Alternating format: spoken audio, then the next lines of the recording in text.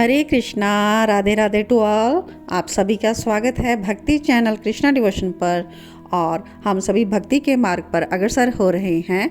किस प्रकार से? क्योंकि हम हर समय श्री कृष्ण की लीला, गुण, कथा का, अमृत का पान कर रहे हैं। तो आइए समय व्यर्थ ना करते हुए बढ़ते हैं आज के भाग श्री कृष्ण चरित अमृतम भाग 239 में। और हम श्रवण कर रहे हैं बहुत ही मार्मिक कथा, उद्धव जी और गोपियों के बीच का संवाद। उद्धव ने गोपियों से जो प्रश्न किए, गोपियों ने उनका उत्तर इस प्रकार से दिया कि उद्धव की बुद्धि भी चकरा गई।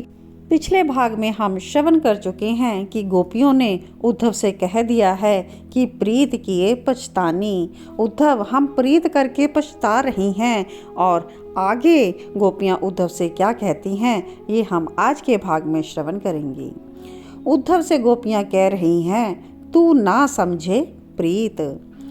और उद्धव जी यह संवाद सारा विदुर जी को सुना रहे हैं कि तात एक सामान्य प्रेम में भी प्रिय की आशा दुस्तज्य हो जाती है। और फिर ये तो श्याम सुंदर के साथ हुआ प्रेम था, नियम ही बदल जाते हैं इस प्रेम के पंथ में, मुझे पता नहीं था तात। और यह कहते हुए उद्धव प्रसंग को आगे बढ़ा रहे हैं। उद्धव कहते हैं कि आशा ही दुख का कारण है, पर प्रेम के पंथ में आशा ही सब कुछ है। आशा कैसे छोड़ दे प्रेमी, क्योंकि आशा में ही उसके श्वास टिके हुए हैं। और श्री कृष्ण ने यह बात कही थी, मथुरा से मैं शीघ्र आऊँगा, और यह कहकर वो चले गए। पर यहाँ तो वृंदावन का कण कण उसी आशा में जीवित था। अहो ये प्रेम! यह कहकर उद्धव कुछ देर मौन रहे और फिर से प्रसंग को आगे बढ़ाते हैं। गोपियाँ अब थोड़ी सी होश में आ रही हैं। सामान्य अवस्था में जब गोपियाँ आ गई, उन्होंने अपने आप को संभाला और अपनी इस अवस्था पर उन्हें संकोच सा भी हो रहा था। और यमुना जल का पान किया सबने और फिर से बैठ गई उद्धव के पास। और ललिता बोली, उद्धव हमें बताओ, हमारे दुख कैसे दूर होंगे? तुम तो नगर के रहने वाले बुद्धिमान हो, ज्ञानी हो, श्याम के सखा हो, बताओ ना हमारा ये दुख कैसे दूर होगा? तो मैंने उन्हें बताया कि आशा ही दुख का मूल है। मैं सिद्धांत बताने लगा और कहा कि आशा है तो वहीं से दुख प्रकट होता है। इसलिए हे मेरी गोपियों, बात मानो कि आशा को ही त्याग दो। तात मैंने यह गोपनीय बात गोपियों को बता दी, शास्त्रीय बातें बताई और फिर समझाना भी चाहा। और गुरु बृहस्पति की एक बात मुझे स्मरण भी आ गई। वो मुझे कहते थे कि कथा, कहानी जटिल सिद्धांतों को भी सरलता से समझा देती है। इसलिए ऋषियों ने वेद, उपनिषद के साथ पुराणों की रचना की थी, ताकि कथा कहानियों के माध्यम से गूढ़ सिद्धांत भी सामान्य जन समझ सके। तो मैंने उनसे कहा, सुनो सुनो गोपियों, मुझे एक कहानी स्मरण आ गई है। हाँ, गोपियाँ पूछती हैं, हाँ क्या कह रहे हो उद्धव? हाँ सुनो, एक नगर में एक वैश्य रहती थी, पिंगला नाम था उसका। सज धज कर बैठती थी कि अब कोई आएगा, अब कोई आएगा, कोई ना कोई तो आ ही जाता। पर एक दिन सुबह से बैठी थी, रात होने को आई पर कोई नहीं आया। पत्ता भी हिलता तो दौड़कर बाहर आती और देखती, फिर कहती कोई नहीं आया। तो उस रात से उसे वैराग्य हो गया और सब कुछ छोड़ छाड़ कर वो चली गई और ज्ञान के माध्यम से अपने आप को उसने मुक्त कर लिया। उद्धव जो भी सुनाते, गोपियां उसे बड़े प्रेम से सुनती। और मुक्त होने से पूर्व उस वैश्य ने कहा, आशा ही दुख का कारण है। इसलिए उद्धव ने कहा कि आशा को त्यागो और कथा का सार बता दिया कहानी बताकर। और अब गोपियां हंसी।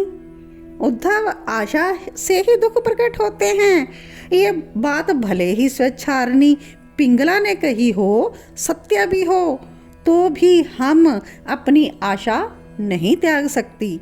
पता है उद्धव, जिस दिन हमारी आशा मर जाएगी ना, उस दिन हम भी जीवित नहीं रहेंगी। और कितने भोलेपन से कहा था नाथ ने, मैं आऊँगा। हमें भी विश्वास था और है तभी तो हमारी सांसें चल रही हैं, नहीं तो कब की रुक जाती उद्धव। तुम नहीं समझोगे, ये प्रेम का पंथ है, कैसे हम शाम की आशा छोड़ दें। और चलो हमारे वश में होता तो छोड़ भी देती, पर अब तो बात हमारे हाथ से निकल चुकी है, हमारा वश नहीं है, ये हम साफ साफ बता रही हैं उद्धव। गोपियों ने उल्टा उद्धव को ही समझा दिया। ये यमुना है ना, इसको देखती हैं तो हमारा दुख और भी बढ़ जाता है, हृदय दहाड़े मार कर रोने लगता है, क्योंकि हमें याद आता है कि इसी यमुना के तट पर हमारे साथ उसने महारास किया था, अपने सुरभित बाहों को हमारे गले का हार बना दिया था, हम कैसे भूल जाएं उद्धव। गोपियों के नेत्र से यह कहते हुए फिर से जल भर आया और उद्धव ने कहा, तुम कुछ दिन यमुना में मत जाओ, यमुना आना कुछ दिन के लिए बंद कर दो, इससे तुम्हें उनकी याद नहीं आएगी। अब गोपियाँ रोते हुए हंस रही हैं उद्धव की बातों पर। मात्र यमुना की बात कहाँ है उद्धव, इस 7 कोस की गिरिराज पर्वत को देखती हैं तो उसकी याद आती है, क्या करें। अब उद्धव कहते हैं कि कुछ दिन के लिए गिरिराज पर्वत को भी मत देखो। उद्धव उपाय पर उपाय बता रहे हैं और कहती हैं गोपियाँ, पर कदम्ब वृक्ष तो दिखेगा, उसमें खड़े होकर तो वो बांसुरी बजाते थे, तो या तो आएगी। उद्धव ने कहा, कदम्ब वृक्ष को मत देखो। गोपियों ने आश्चर्य से उद्धव की ओर देखा, फिर तो हमें अपने घर के कक्ष में बंद होना पड़ेगा। उद्धव ने फिर से हल्के में कह दिया, हाँ हो जाओ कक्ष में बंद। तो ठीक है, हम हो गए घर के कक्ष में बंद, बाहर कुछ नहीं देखेंगी। पर उद्धव, इस देह को उसने छुआ है, अब इस देह का क्या करूं। ये देह तो मिथ्या है, देह मिथ्या, मन मिथ्या, बुद्धि मिथ्या, अहम मिथ्या, सत्य केवल आत्मा है। इसलिए तो मैं कहता हूँ अद्वैत को साधो गोपियों। उद्धव ने मौका देखकर अपना ज्ञान झाड़ दिया। गोपियाँ कहती हैं, अद्वैत, फिर तो सब अद्वैत, तुम और हम, ये मिथ्या। उद्धव फिर मिथ्या को मिथ्या क्यों समझा रहा है, हम सब तो एक आत्मा ही है ना। फिर मैं अज्ञानी आत्मा और तुम ज्ञानी आत्मा, ये अज्ञान और ज्ञान आत्मा में तो नहीं होगा। फिर क्या आत्मा को अज्ञान हो गया है इस वृंदावन में। एक अज्ञानी आत्मा के अज्ञान को मिटाने के लिए ज्ञानी आत्मा मथुरा से आया है। ओहो, उद्धव कहता है कि मैं इनको गंवार समझ रहा था तात। मैं श्री कृष्ण को बोला था कि मैं उन गंवार गोपियों के सामने क्या बोलूँगा, पर ये तो तर्क में मुझसे भी आगे थी।